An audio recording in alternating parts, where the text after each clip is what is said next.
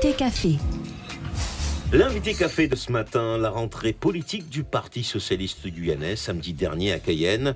Nous en parlons ce matin avec le secrétaire général du parti, Roland Léandre. Bonjour Roland Léandre. Oui, bonjour. Vous faites du sport?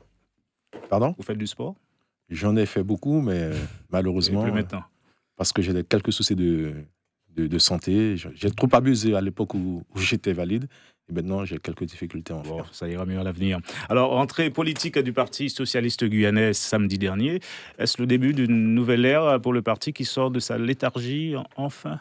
En tout cas, on le voudrait, parce qu'il est nécessaire pour la Guyane que le Parti socialiste guyanais puisse donner sa voix, faire entendre sa vision des choses. Puisque nous arrivons, je vais dire, dans une période où l'actualité est dense. Vous confirmez, hein, quand je parle de léthargie, vous confirmez, hein? Non, de léthargie, non, pas véritablement, mais peut-être de ralentissement dans les activités. Puisque les derniers événements du Parti socialiste guyanais montrent que l'actualité a été très, je vais dire, assez difficile pour ce parti-là. Puisque nous avons eu, bon, je ne vais pas le répéter, hein, des élections, des manifestations en 2017, nous avons eu l'élection législative qui ne nous a pas vraiment permis de nous intéresser à notre structuration. Donc, alors, ça explique cela. Alors, on se pose également la question, était-ce pour vous la rentrée de la confirmation? Oui, moi, personnellement, je pense qu'on me fait confiance, enfin. Je ne vois pas pourquoi on ne me ferait pas confiance. Moi, comme je le dis, hein, je ne sais pas, c'est pas répéter la même confiance litanie. Pour relancer la machine, hein, je parle. Nous sommes passés d'une période de vacances et le Parti socialiste guyanais a pour habitude de faire sa rentrée politique pour rappeler les militants à leurs engagements, pour rappeler que nous avons des dossiers qui sont sur la table et que nous devons apporter des réponses à nos militants et aux Guyanais. Donc, nous avons fait cette rentrée politique dans cette optique-là. Moi, en ce qui me concerne, ce n'est pas véritablement ça la question. De savoir si je suis confirmé ou pas, c'est véritablement de rassembler les militants du parti, de les mobiliser et puis de repartir dans un sens qui puisse profiter à la Guyane. Redynamiser la chose. Yannick Betts. Alors, on parle du PSG. Est-ce que vous n'avez pas perdu aussi beaucoup de cadres du parti? Gabriel Serville, qui est toujours élu député de la première circonscription, a claqué la porte. Dans la seconde, il y avait aussi Mylène Mazia qui a voulu se présenter sans vous, avec vous.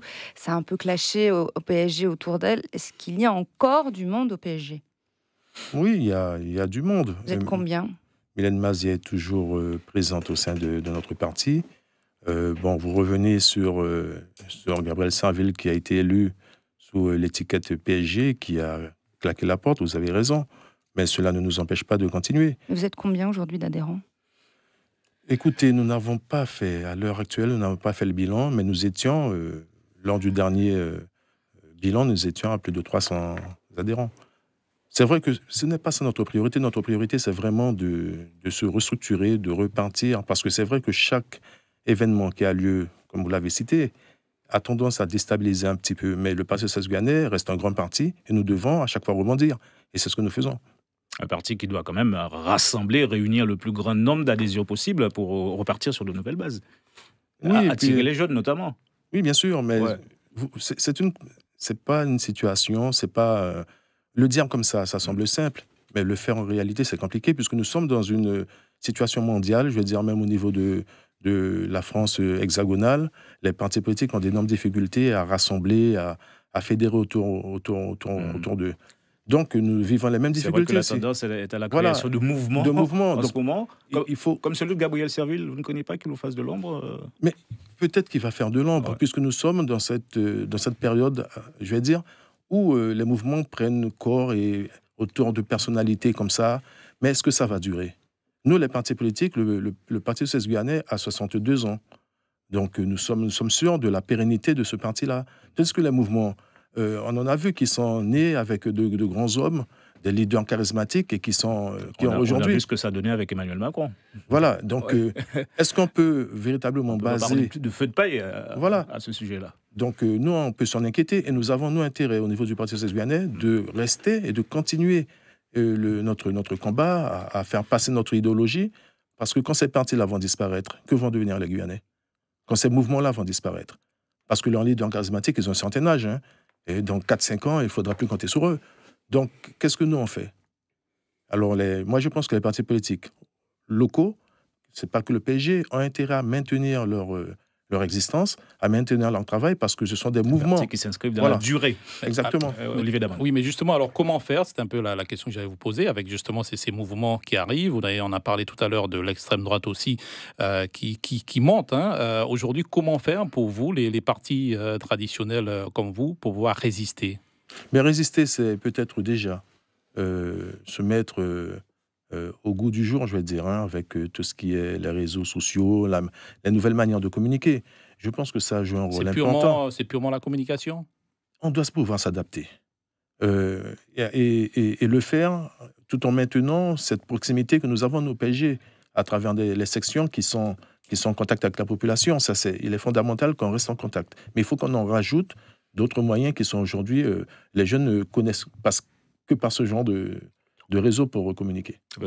Alors, est-ce que vous ne craignez pas le mouvement général de dégagisme? Parce qu'au-delà des mouvements qui se créent de manière plus ou moins éphémère, il y a aussi un sortez-les-sortants qui se répand un peu partout dans le monde. Ça ne vous effraie pas? Le dégagisme. Pour dégager qui?